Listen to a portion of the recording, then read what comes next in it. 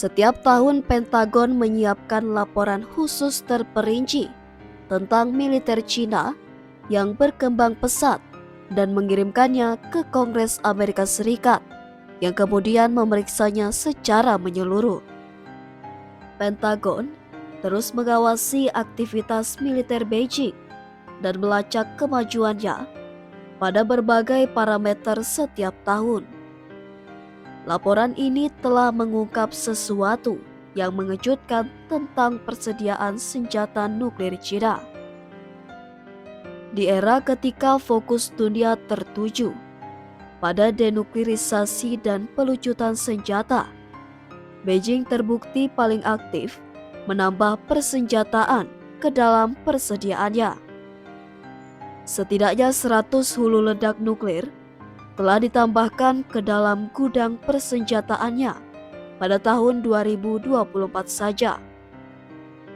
Laporan Pentagon juga menyoroti bahwa Cina kini berupaya mempercepat laju produksi senjata nuklir yang lebih banyak dan melampaui batas 1.000 senjata nuklir pada tahun 2030.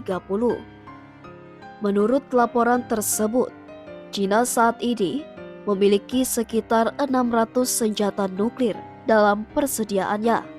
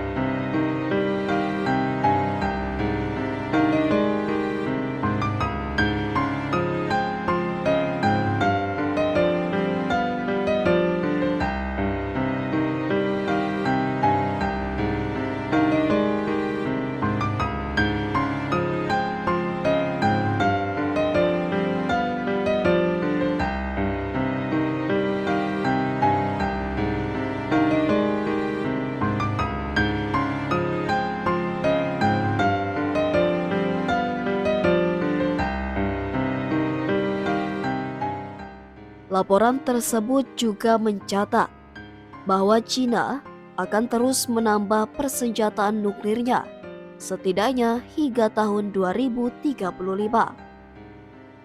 Cina merahasiakan segala hal yang berkaitan dengan militer dan pertahanannya.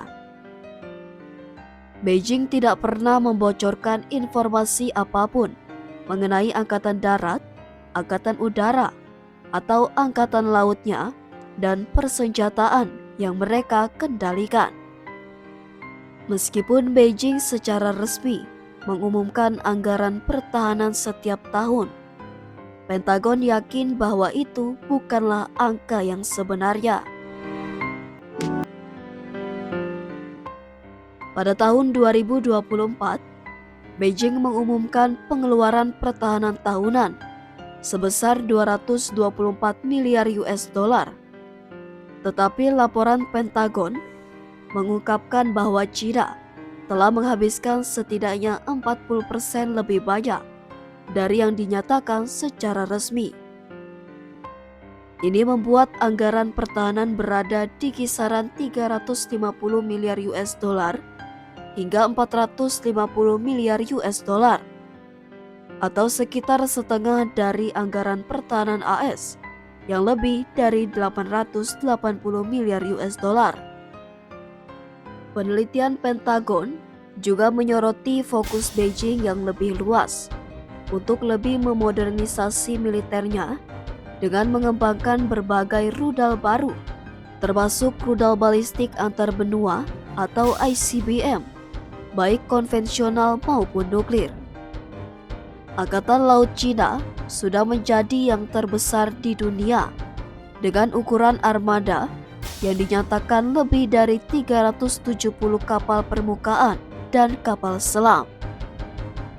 Jumlah ini jauh lebih besar daripada armada Angkatan Laut AS yang berjumlah 290 kapal permukaan dan kapal selam. Angkatan Udara Cina juga merupakan kekuatan yang harus diperhitungkan karena memiliki lebih dari 1.200 jet tempur yang merupakan pesawat militer generasi keempat, setara dengan beberapa jet tempur tercanggih yang diproduksi oleh Amerika Serikat dan sekutunya di Eropa. Angkatan Udara Cina memiliki kekuatan keseluruhan mendekati 2.000 pesawat yang sangat besar. Meskipun ada struktur dasar untuk pembicaraan pertahanan antara kedua negara dan komunikasi memang berlangsung di tingkat junior, Cina telah menolak dialog atau kerjasama tingkat tinggi apapun dengan AS. Ketika Menteri Pertahanan AS, Lloyd Austin, menghubungi Menteri Pertahanan Cina Dong Jun untuk bertemu di sela-sela pertemuan puncak pertahanan di Laos bulan lalu, yang terakhir menolaknya. Menteri Austin menyebutnya sangat disayangkan dan mengatakan bahwa sikap seperti itu merupakan kemunduran bagi seluruh kawasan. Presiden terpilih AS Donald Trump telah menunjuk 2 orang yang sangat agresif terhadap Cina dalam pemerintahannya. Marco Rubio sebagai Menteri Luar Negeri dan Mike Waltz sebagai Penasihat Keamanan Nasional AS. Pemerintah Cina telah menjatuhkan sanksi kepada Marco Rubio dan pada tahun 2020 telah melarangnya memasuki negara itu lagi. Sesuatu yang perlu dipertimbangkan kembali oleh Beijing saat dia menjabat sebagai Menteri Luar Negeri.